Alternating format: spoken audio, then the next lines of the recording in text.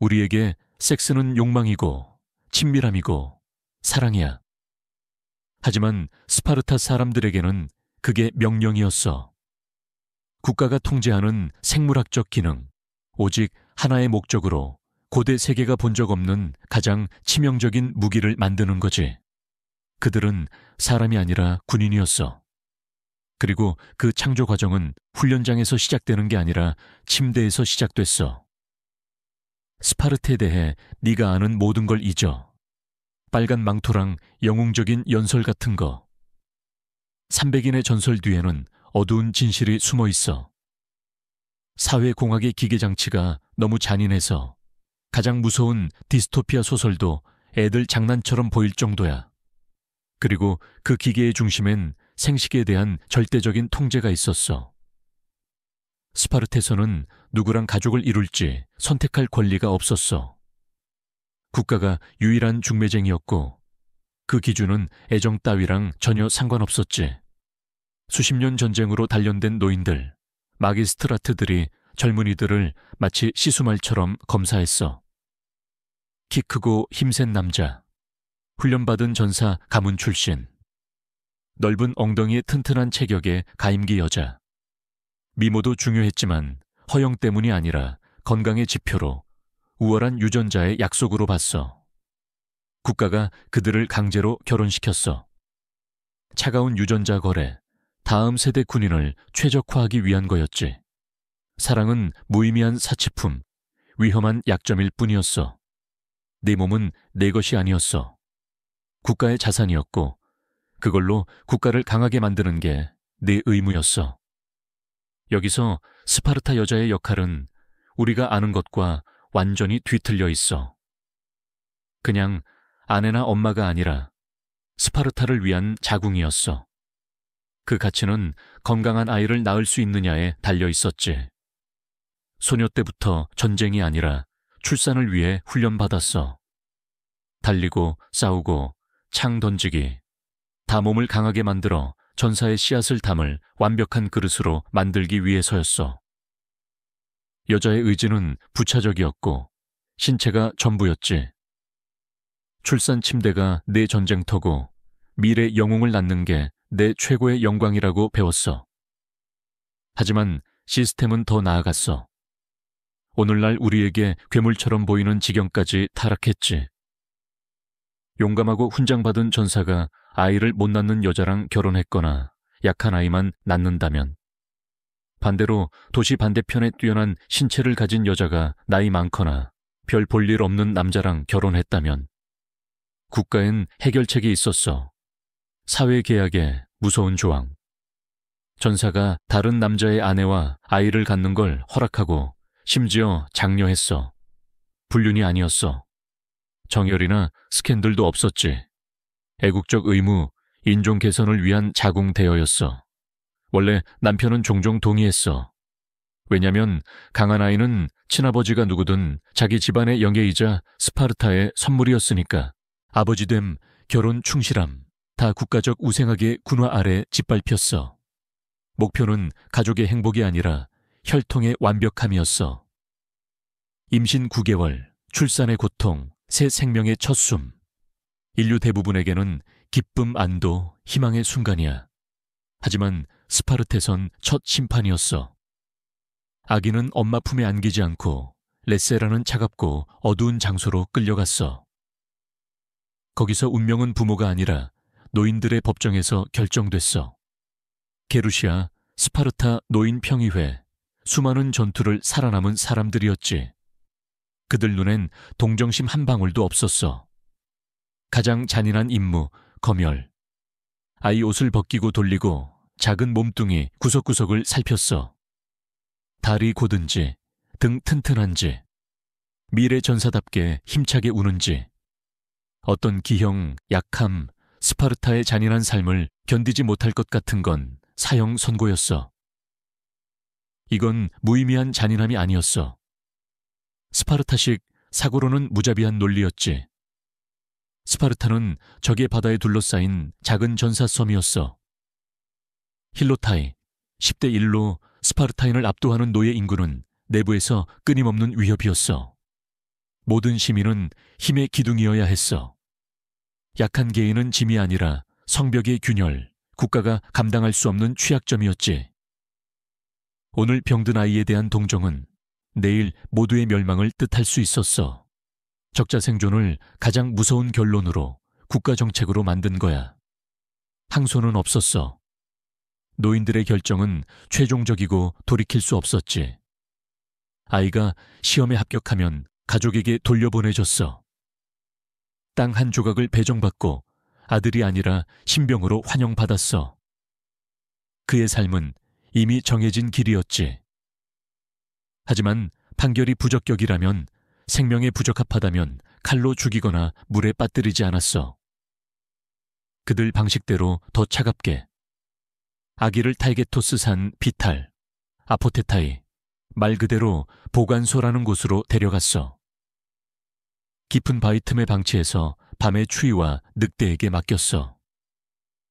느리고 조용한 죽음, 도시의 시야와 의식에서 지워진 살인이 아니었어. 뒤틀린 스파르타 논리로는 자연이 불완전하게 만든 걸 자연에 돌려주는 거, 집단 힘의 재단에 바치는 인신공양이었지. 노인들의 심판을 견디는 건 첫걸음일 뿐이었어. 그 순간부터 스파르타 아이의 삶은 전쟁으로의 카운트다운이었어. 하지만 그 삶을 만든 부모들은, 그들의 의무는 출산으로 끝나지 않았어. 국가가 더 요구했어. 전쟁 기계에 끊임없이 몸뚱이를 생산해야 했지. 번식은 권리가 아니라 군사적 의무였어. 스파르타인들은 그 말을 안 썼지만 역사상 가장 오래되고 체계적인 우생학을 실천했어. 우생학, 선택적 번식을 통해 인류를 개선해야 한다는 생각은 20세기 가장 어두운 장과 연관되지만 뿌리는 여기, 라코니아의 바위투성이 땅에 박혀 있어. 그들에겐 인종 증오 이념이 아니라 잔인한 실용주의였어. 목표는 간단했어. 유전자 풀에서 약함을 뿌리 뽑는 거. 그래서 인간 삶의 가장 내밀한 행위를 공적 기능으로 바꿨어. 우리가 아는 사랑은 방정식에 끼지 못했어. 남자들은 7살부터 30살까지 변경에서 전우들과 살았어. 결혼은 이상하고 은밀한 사건이었지. 남자가 밤에 변경을 몰래 빠져나와 아내와 어둠 속에서 잠자리를 하고 새벽 전에 들키지 않게 돌아가야 했어. 처벌받을까봐. 가정생활은 없었고 애정의 유대감을 키울 시간도 없었어. 아내는 낯선 사람, 생물학적 기능을 수행하기 위해 배정된 파트너였어. 가치 있는 유일한 목적은 임신. 임신이 되면 남자는 진짜 가족, 군대로 돌아갔어. 시스템은 국가에 대한 충성보다 앞설 수 있는 모든 걸 억제하도록 설계됐어. 강한 가족, 유대는 위협이었어. 로맨틱한 사랑은 방해꾼. 그래서 국가는 번식을 장려할 뿐 아니라 안 하는 사람을 처벌했어. 일정 나이 넘도록 독신으로 남은 남자는 탈영병. 의무에 대한 배신자로 여겼어. 공개적으로 굴욕당했어. 특정 축제 때 겨울에 알몸으로 행진하게 하고 자기 불복종을 조롱하는 노래를 부르게 했어. 나이든 사람에게 주는 연계를 박탈당했어. 사회적 추방자, 스파르테에서 사생활은 공적 문제라는 살아있는 증거였지. 이 모든 결과는 뭐였을까? 동정심 없는 사회가 만들어졌어. 부드러움이 질병, 몸이 국가 소유, 모성이 사랑의 유대가 아니라 필수 희생이라고 믿도록 세대가 길러졌어. 아이들은 부모에게서 애정을 배우지 않았어. 교관에게서 규율을 배웠지. 엄마들은 7살에 아이들을 국가에 넘기며 유명한 말 했어. 방패와 함께 돌아오든가, 방패 위에 돌아오든가. 단순한 애국적 구호가 아니라 인간의 가장 기본적인 본능, 엄마의 아이 사랑을 뽑아내고 스파르타의 영광에 대한 광신적 헌신으로 대체한 시스템의 정점이었어. 번식이 대장간이고 검열이 품질 관리라면 7살에 진짜 조립이 시작돼. 출생을 설계한 국가가 소유물을 되찾으러 오는 거야. 이게 아고게의 시작, 인류 역사상 가장 야생적이고 효과적인 훈련 시스템. 아이를 부셔서 완벽한 스파르타 군인 이미지로 재건하는 기계야. 장면을 상상해봐. 네가 휴깁살이야. 집, 네가 아는 유일한 따뜻함에서 찢겨나와. 엄마는 안 안아주고 울지 않고 그냥 넘겨. 이제부터 가족은 내 유닛, 아겔라야. 집은 차갑고 검소한 변경. 아빠는 독립적인 교관, 기본 이상 읽고 쓰는 법은 안 가르치고 고통을 견디는 법을 가르쳐. 30살까지 집에 안 살아. 그때쯤 집이라는 단어는 의미를 잃어. 아고게의 첫 수업은 결핍이야. 안락함은 적. 아이들은 유로타스 강에서 직접 손으로 뜯은 갈대로 침대를 만들었어. 칼 없이. 여름 더위든 겨울 추위든 똑같은 튜닉 한 벌. 그리고 항상 배고팠어. 배급은 의도적으로 부족했어. 기아 직전까지 유지하는 계산된 불행. 하지만 여기서 스파르타 논리가 천재적이고 무서운 방향으로 꺾여. 굶기기만 한 게 아니야. 스스로 보충하라고 했어. 어떻게? 도둑질로. 국가가 도둑질을 명령했어. 도둑질은 범죄가 아니라 군인에게 필수 기술이었어. 적 진영의 젠루해서 식량을 훔치지 못하는 전사는 쓸모없는 전사야. 그래서 스파르타 아이들은 자기 도시에서 유령이 됐어. 늑대무리처럼 먹이를 사냥했지. 여기서 제일 중요한 교훈이 와. 도둑질하다 걸리면 처벌은 잔인했어. 무자비하게 채찍질. 하지만 핵심은 도둑질 때문에 처벌받는 게 아니야. 발각된 서툼 때문에 처벌받는 거야. 죄는 행위가 아니라 실패, 무능이었어. 메시지는 잔인하게 명확했어. 성공은 모든 걸 정당화해. 실패엔 변명 없어. 전장에서 발각되면 너와 동료의 죽음이야. 아고게는 그 교훈을 네 피부에 불로 새기게 했어. 이 시스템은 강한 군인뿐 아니라 똑똑한 포식자를 만들었어. 전통적 도덕에서 벗어난 인간, 선악의 성공과 실패로 대체된. 거짓말, 속임수, 보이지 않기를 배웠어. 결과를 최우선으로 여기게 됐지.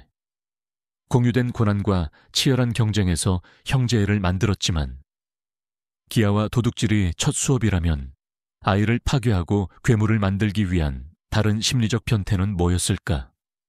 몸은 굶주림, 추위, 타격을 빨리 견디는 법을 배워. 하지만 아고게의 진짜 전장은 피부가 아니라 마음이었어. 스파르타는 근육뿐 아니라 칼날처럼 날카로운 두뇌, 맹목적 충성, 개인 자아의 완전 억제를 필요로 했어. 아이의 몸을 정복했어. 이제 영혼을 정복할 차례. 주무기는 침묵이었어.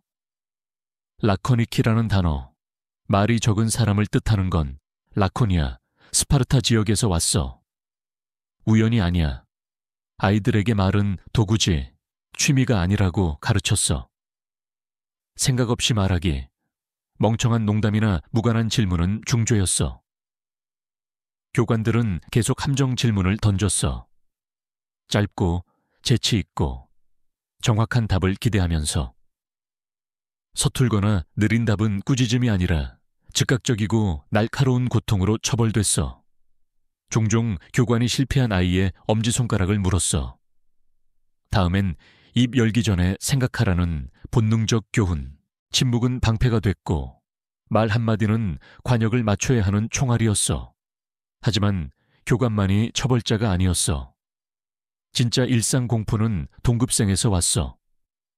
시스템은 학대 피라미드로 설계됐어. 상급생 에이레네스가 하급생을 완전히 통제했어. 분대장, 간수, 고문관이었지. 멘토가 아니라 끊임없는 압력의 화신. 식사 시간엔 심리 전쟁을 벌였어. 질문 세례. 스파르타에서 가장 용감한 시민은 누구야? 마지막 캠페인에서 왕의 전략은 어땠어? 도둑질은 미덕인가? 정답을 원한 게 아니야. 실수, 망설임, 비겁하거나 멍청하게 해석될 답을 노렸어. 굴욕은 즉각적이고 공개적이었어. 종종 구타와 함께. 이건 단순한 학교 괴롭힘이 아니라 제도화된 괴롭힘, 극한 압박 아래서 생각할 수 있는 마음을 만들기 위한 교육 도구였어. 교활한 정치가이자 무자비한 군인이 되게 했지. 한 발 잘못 디디면 고통과 배척인 사회적 지뢰밭을 헤쳐나가게. 경쟁을 부추기고 공격성을 보상했어. 아이들은 누구도 믿지 말고 남의 약점을 찾고 자기 약점은 절대 보이지 말라고 배웠어. 국가가 지휘하는 정글의 법칙이었어. 이 모든 일상적인 신체적 정신적 잔인함은 매년 열리는 의식으로 절정에 달했어. 아르테미스 오르티아 재단 의식. 아르테미스는 야생적이고 원시적인 사냥의 여신이었어. 그녀를 위한 의식은 피의 목욕탕이었지. 재단에 치즈를 넣고 아이들의 목표는 간단했어. 최대한 많이 훔치는 거. 하지만 재단에 도달하려면 지옥을 통과해야 했어. 채찍이 허공을 가르며 등살을 찢는 복도. 속도나 민첩성 시험이 아니라 순수하고 절대적인 고통 내성 시험. 목표는 치즈가 아니야. 비명 지르지 않고 눈물 흘리지 않고 약함의 기미를 보이지 않고 채찍을 견디는 거. 비명은 최대의 불명예였어. 플루타르코스는 재단에서 채찍 아래 죽는 젊은이들이 입가에 미소를 띠고 죽는 걸 봤다고 해. 자기 가치를 증명하고 행복하게 죽었지. 아고게의 최종 졸업, 피의 세례로 남은 인간성을 태우고 강철 같은 자부심으로 대체했어. 고통과 공포에 면역된 완벽한 전사를 만들었지. 하지만 약함을 뽑아내면서 인간 영혼에서 또 뭐를 뽑아냈을까? 아고게의 불을 통과한 인간에게 뭐가 남을까? 결과는 무서운 역설이야. 신체 능력의 정점에 선 남자지만 감정적으로 사막, 극도로 규율 잡혔지만 도덕이 뒤틀린, 살인이 미덕이고 동정이 치명적 결함인, 살아있는 무기야.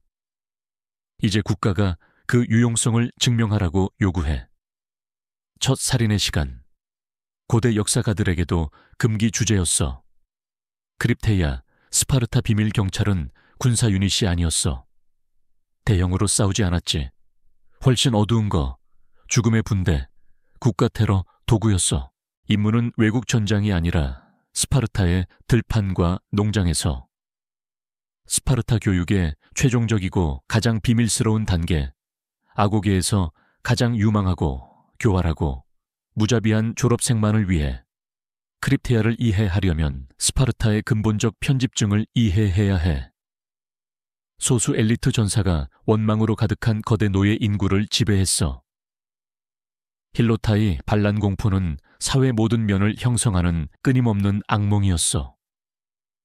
그렇게 크고 원한 가득한 인구를 어떻게 억제할까? 스파르타의 답은 예방적 테러, 크립테이아가 그 도구였어. 작동은 간단하고 잔인했어. 선발된 젊은이들은 최소한의 음식과 단 것만 들고 혼자 시골로 보내졌어. 낮엔 숨어있고 밤에만 포식자처럼 움직여. 목표는 힐로타의 사냥. 하지만 아무나 아니야. 무차별 학살이 아니라 가장 강하고 똑똑하고 자랑스러운 리더십 기미를 보이는 힐로타이를 추적하고 제거하라고 했어. 다른 것들보다 높이 자라는 밀을 베는 낫이었어. 이게 최종 시험이자 진짜 시민권으로의 통과 의례였어. 밤의 어둠 속에서 맨손의 남자를 등 뒤에서 죽이는 거. 전투가 아니야. 명예나 영광 없어.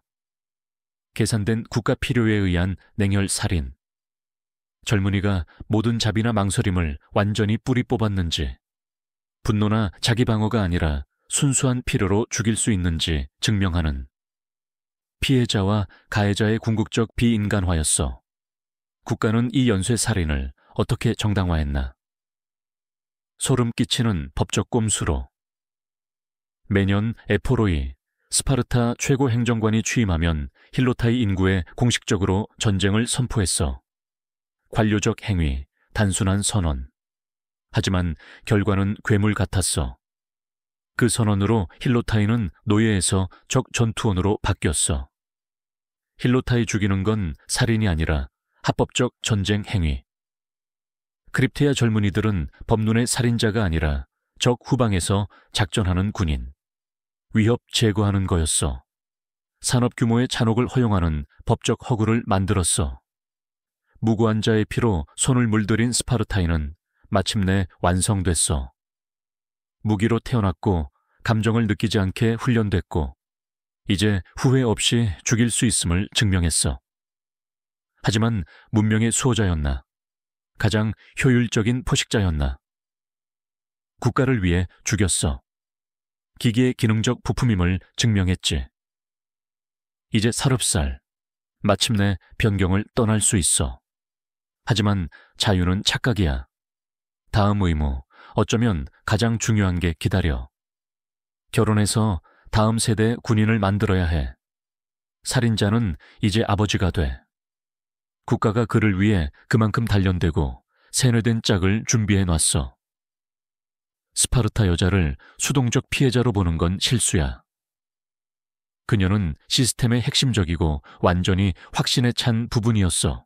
남자아이들이 아고게로 가는 동안 여자아이들은 자기들만의 국가 세뇌 프로그램에 들어갔어.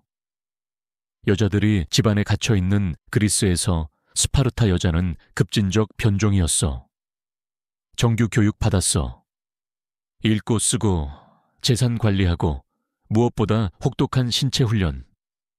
왜 스파르타가 여자에게 이렇게 투자했나? 역시 우생학. 논리는 직선적이었어. 강하고 건강한 엄마만 강하고 건강한 아이를 낳을 수 있어. 동반자를 교육하는 게 아니라 최상급 번식 안마를 키우는 거였어. 잘 먹고 운동 잘하고 똑똑한 여자가 우월한 후손을 낳는다고 봤어. 아테네 철학자 플라톤은 이 시스템을 이상 사회로 가는 단계로 보고 놀라움과 감탄을 보냈어. 목표가 평등이 아니라 번식 효율임을 몰랐지.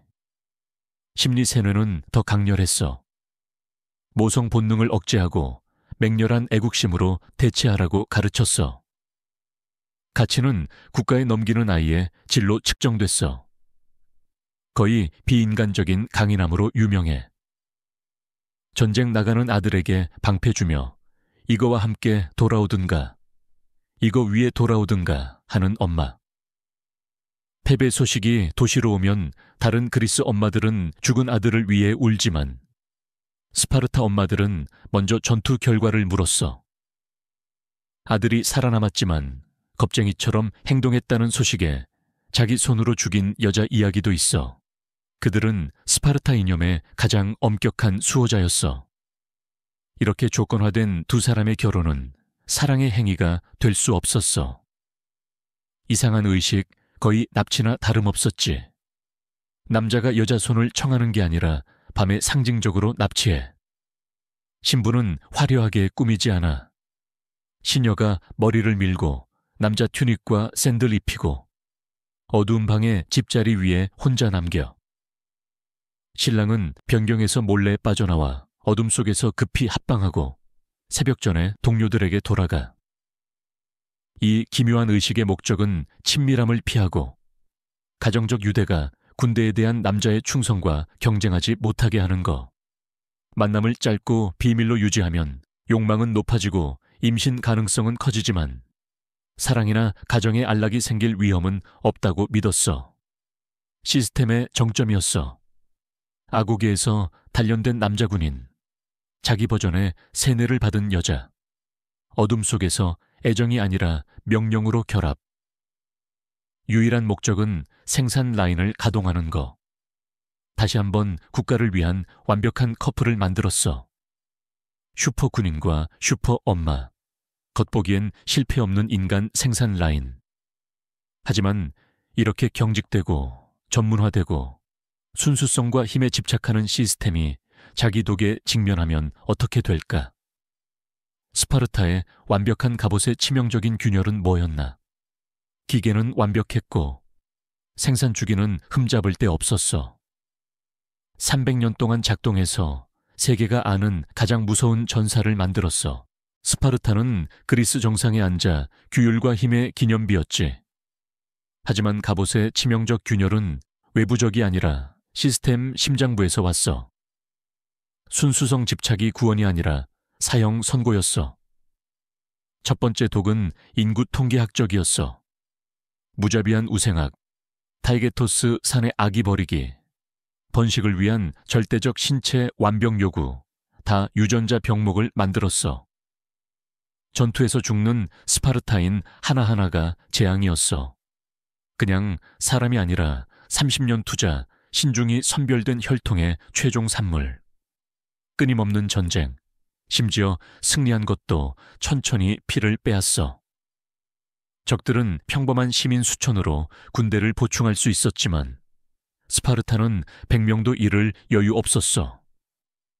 가장 큰 강점, 군인질이 가장 큰 약점이 됐어. 스스로 멸종하고 있었어. 두 번째 독은 경직성. 아고게는 완벽한 호플리테스, 팔랑크스 기어를 만들었지만 혁신가나 틀 밖에서 생각하는 장군은 만들지 않았어.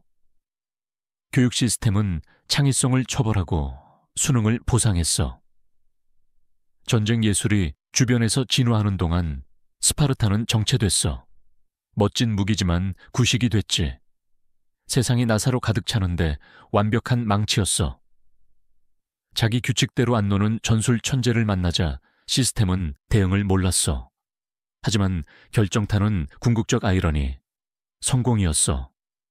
펠로폰네소스 전쟁에서 라이벌 아테네를 이기고 스파르타는 그리스의 주인이 됐어. 제국과 함께 부가 왔어. 페르시아의 금은과 은이 사치를 부정하도록 만들어진 사회에 쏟아졌어. 입법자 리쿠르고스가 경고한 적, 돈이 시스템에 스며들었어. 갑자기 땅을 사고팔 수 있게 되고 소수 손에 집중됐어. 불평등이 생겼어. 불을 경멸하도록 훈련받은 스파르타인들이 그걸로 소비됐어. 규율이 풀리고 부패가 퍼지고 스파르타의 영혼은 정복한 부로 팔렸어. 그리고 끝이 왔어. 르크트라 평원에서 테베 장군 에파미논다스가 불가능한 걸 했어. 군대를 균등 배치 대신 좌익을 50열 깊이의 거대 기둥으로 집중해서 스파르타 우익, 왕과 엘리트 근위대가 있는 곳의 전차처럼 돌진했어. 전통적 경직에 대한 천재적 전술 타격. 정면 공격을 견디도록 설계된 스파르타 팔랑크스는 부서지고 박살났어. 수세기 만에 처음으로 스파르타 왕이 전장에서 죽었고 군대는 학살당했어. 충격은 총체적이었어. 스파르타는 회복하지 못했어. 이미 줄어든 전사 인구 르크트라에서 최고 400명을 잃은 건 회복 불가능한 타격이었어. 권력은 사라졌어. 한때의 그림자가 됐고 중요하지 않은 작은 도시 국가. 수세기 후 로마 관광객들은 스파르타를 일종의 테마파크처럼 방문해서 이상하고 잔인한 의식을 호기심으로 구경했어. 영광스럽고 끔찍한 과거의 잔재. 결국 스파르타본식 관행의 이야기는 경고야. 완벽한 인간 추구에서 인류성을 잊어버린 민족의 이야기. 국가 힘의 재단에 사랑, 자유, 동정심을 희생했어. 완벽한 군인을 만들었지만 그 과정에서 자기 멸망의 씨앗을 뿌렸어. 군인 제조 기계는 너무 잔인하게 효율적이어서 결국 스스로를 소모했어. 폐허와 잔인함으로 단련된 영광의 조용한 메아리만 남기고